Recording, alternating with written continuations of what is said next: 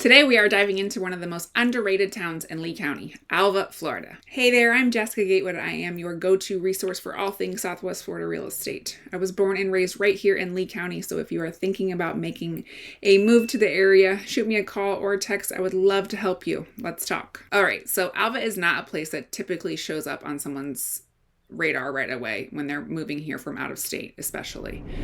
But once you start doing a little deeper digging, you may realize that this is the little hidden gem that you've been waiting for. All right, let's talk about who Alva is a great fit for and who might want to look somewhere else. By the way, if you are considering a move to the Fort Myers area and you don't know what your next step should be, that's exactly what I'm here for. I have created a relocation roadmap that outlines the steps of that you should take when you are relocating to our area. And that is available in the description below. So don't forget to download that before you leave here today. Okay, so what is the number one reason people overlook Alva? It's definitely going to be the location. Tucked away in the northeast corner of Lee County, this is about a 30 to 45 minute drive from downtown Fort Myers. So if you've been looking into Southwest Florida real estate already, you've probably heard or seen places like Bonita Springs, Estero, Cape Coral, maybe even Lehigh Acres. But due to its location, Alva has probably stayed off of your radar. But that's exactly why, for the right person, it may be the perfect fit. So who is Alva right for? If you're looking for peace, privacy, and space, this is your spot. Alva is known for its large lots, riverfront homes, and of course, equestrian estate homes. It's the kind of place where your neighbors are not right on top of you and you can actually see the stars in the sky at night. Because of its rural location, Alva is especially popular with retirees, families looking for more space for their kids to roam, and remote workers who are looking for a slower pace of life. If you love nature, you're in luck. The Caloosahatchee River runs right through town, so you have kayaking, boating, fishing, right at your fingertips. Plus, you're just minutes from the Caloosahatchee Regional Park, the Babcock Ranch Preserve, and many other scenic trails. All right, let's talk real estate. As I said a minute ago, in Alva, you will find riverfront estate homes, you will find equestrian acreage properties, you will find historic old Florida style properties that are many years old.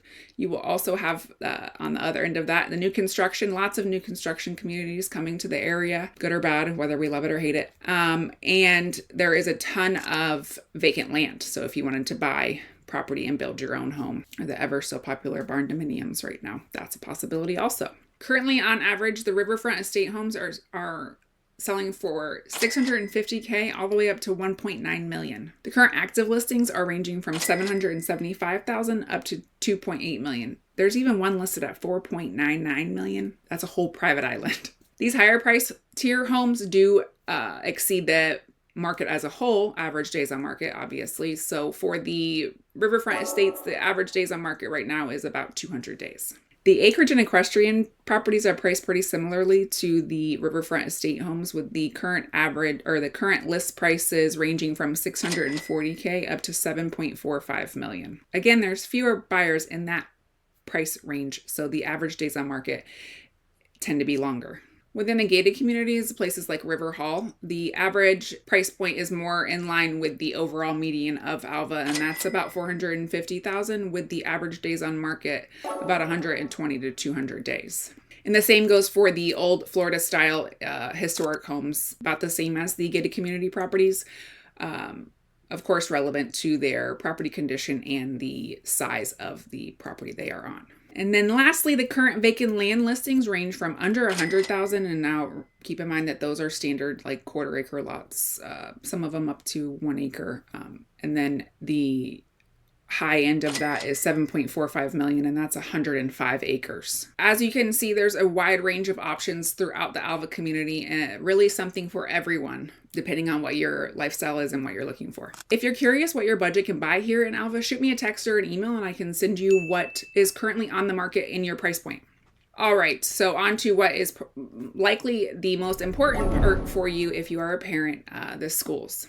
The schools here in Alva, like River Hall and the Alva School, have a very strong reputation. Honestly, some of the few remaining public schools in Lee County that do have a great reputation. If you want to know more about schools, again, shoot me a text or an email. I have multiple kids across all age groups, and the schooling is something that I'm pretty passionate about. So shoot me a call, shoot me a text or an email, and we can chat that through more if you'd like.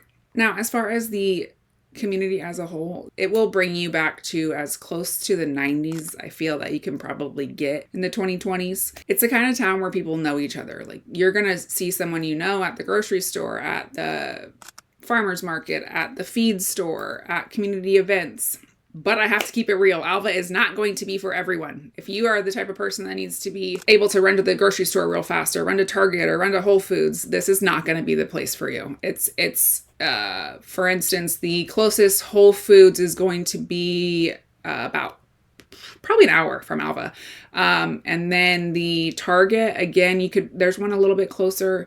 So maybe 30 minutes, 45 minutes. There's not a grocery store on every corner. There is a Publix at Babcock Ranch, so it's about a 10-minute drive out of Alva, but most shopping is at least 15 to 20 minutes outside of Alva. You can go into Lehigh or you can go into Fort Myers. And delivery apps, not much is going to be happening in that respect. The Walmart in LaBelle does deliver to Alva. I know that my mother-in-law uses that service. But you're not going to see a lot of delivery as far as like food and that kind of thing. I do have to mention though, like caveat that with the Babcock Ranch area, which I just mentioned a second ago, they are bringing in a ton of great options. There's a Marshall's that just opened, Home Goods, Ulta. There are Panera Bread, Papa John's is opening soon. There is a Jersey Mike's. Like, there's a lot of stuff that is coming to the area. It's still pretty limited as far as like fine dining options and that sort of thing. You're really going to have to make the commute into town to get that kind of stuff.